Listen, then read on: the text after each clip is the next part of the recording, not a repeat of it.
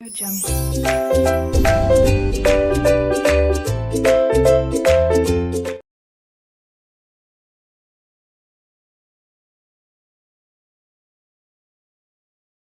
वालेकुम जी क्लास, कैसे हैं आप सब। उम्मीद करती हूँ आप सब खैरियत से होंगे। जी बेटा, जो आज हमारी इस्लामियात की डायरी है वो देख लें।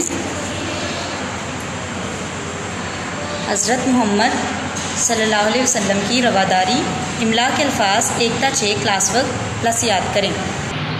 जी सबसे पहले हेडर फिल करेंगे, डेट लगाएं 19 मई 2021 ईस्वी, डे पे टिक करें, क्लास वर्क पे टिक करें, यूनिट पे लिखे दोएम, मौजू पे लिखे हज़रत मोहम्मद सल्लल्लाहु अलैहि वसल्लम की रवादारी। एक लाइन छोड़ के सेकंड लाइन के सेंटर में लिखें इमला। जी इसी तरह नंबरिंग करनी है।